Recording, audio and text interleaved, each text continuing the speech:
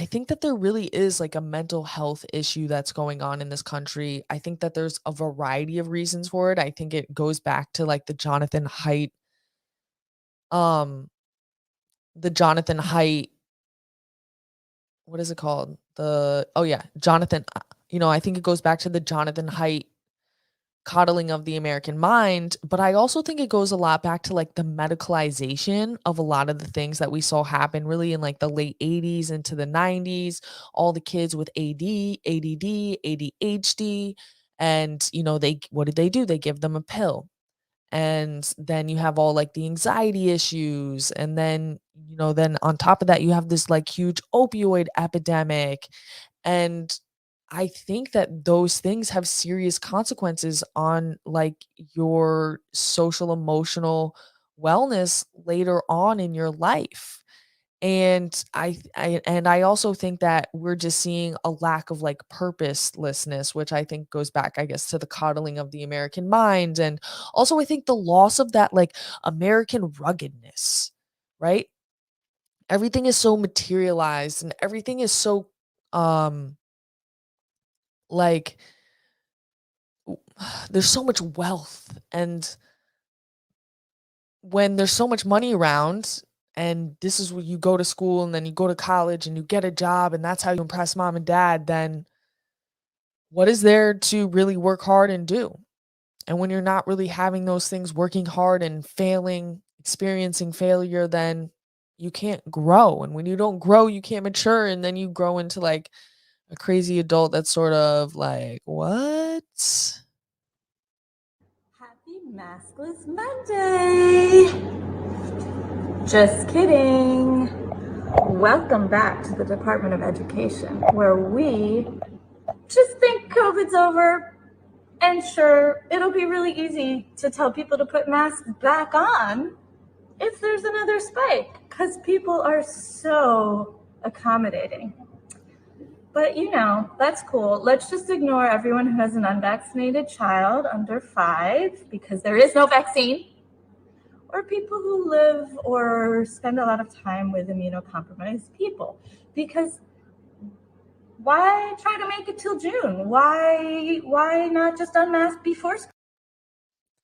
Like, these people are just so deeply unserious. And you can see she's like, why not be accommodating?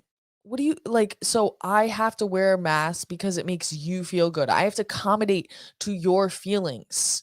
Whereas, like, really the accommodating thing is like, okay, if you want to wear a mask, you wear a mask. And if I don't want to wear a mask, I won't wear a mask. That's accommodating. That's me being accommodating. Because if I wasn't being accommodating, which I don't want to be accommodating, and I'm not going to be accommodating next year, is I don't think you should be allowed to wear the mask at all. Because masking, right? It the inability for your kids to connect with you without them to see your smile, your emotions, the way that you move your lips if you're trying to say certain sounds, you can't do your job. You need to find a place where you're not facing kids. But right now I'm being accommodating. Right now I'm saying, okay, we can have choice. You do you, I'm gonna do me. You do what you want to do, my kid's gonna do what he want to do. But next year, I'm not gonna be so accommodating. Right? This is what I said. Bringing back the hot take. If you still think masks are effective, I don't want you teaching my child. It's that simple. It's anti-scientific, it's anti-intellectual, and like you might have some other serious things going on with your mental health that you need to attend to, and then you can come back into society. But we have people like that woman. She's a New York City Department of Education teacher. And then we have people like this. I believe that these are New York City Department of Education teachers. It says that they're parents though, but I'm pretty sure that there's also some teachers in here. And they had a protest, all 12 of them, to mandate masks. That's their ask. Divide up into 3 groups. Okay, here we go. Mask for loved ones, mask for friends. It's not about you, also not hard to do. Just because we're tired doesn't mean it's over. Mandate masks, that's our ask. Masks for seniors, masks for kids. It's not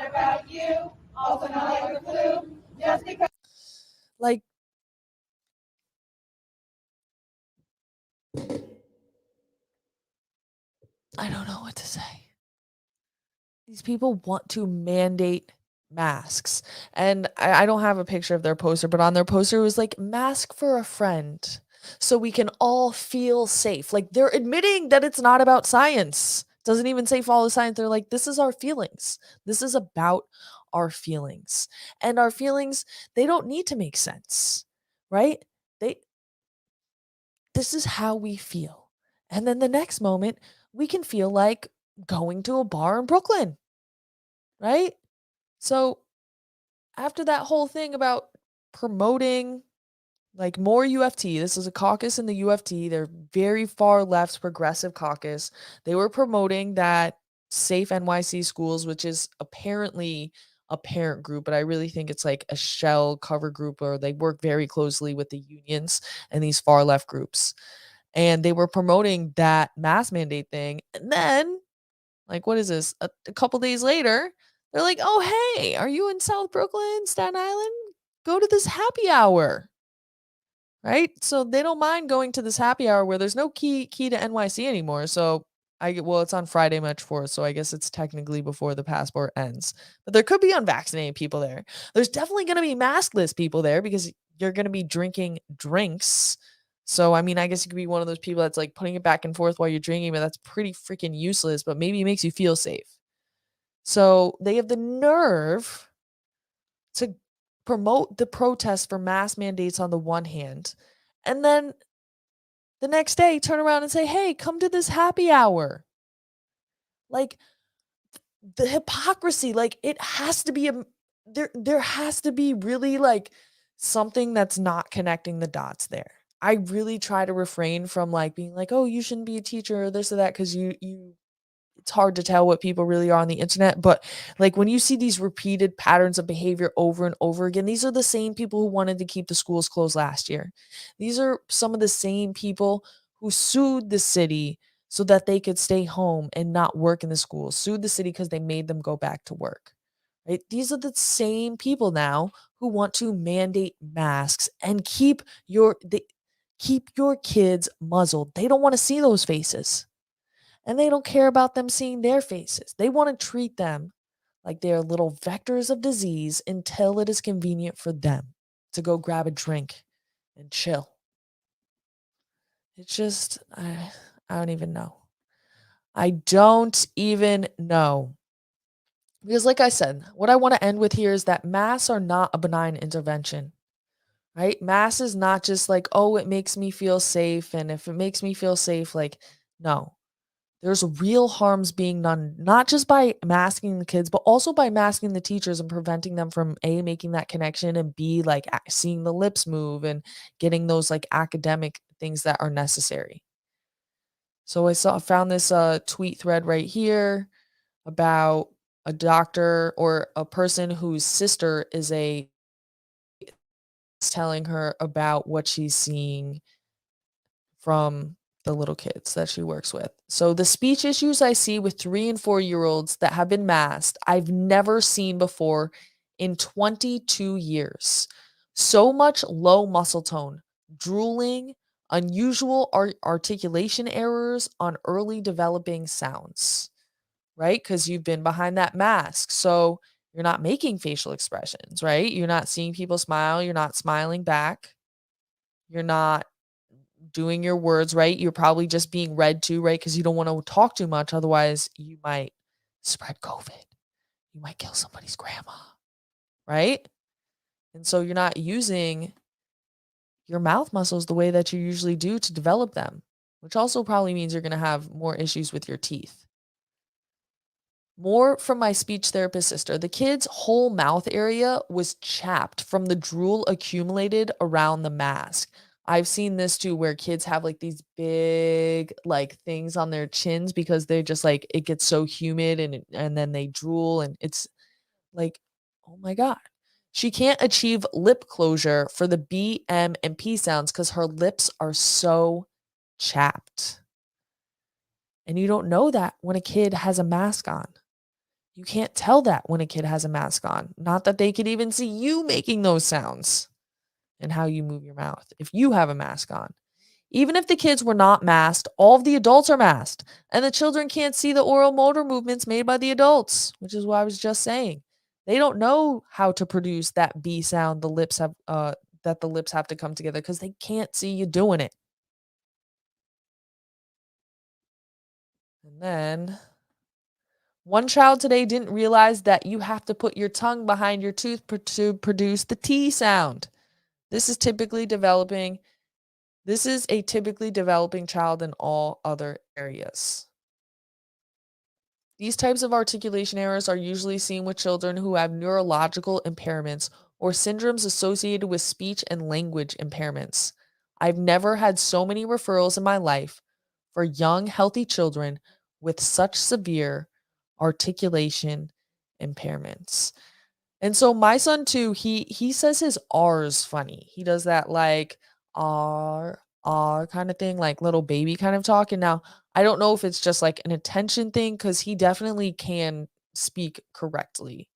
Um, so I don't know if it's just an attention thing or if it's something that is because a lot of the time he's either seen adults in mass or now he's in kindergarten, he's been masked. I don't know. I can't say for sure.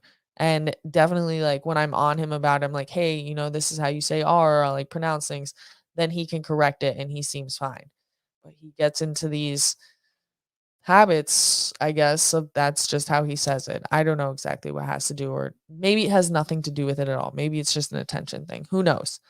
But whether it's the speech therapy, whether it's the counseling for anxiety, whether it's the obesity, whether it's the um, increasing decrease in achievement across subject areas, the kids from every angle, perfectly healthy kids in some regards in all the ways, but this one thing that would have never been an impairment is now an impairment.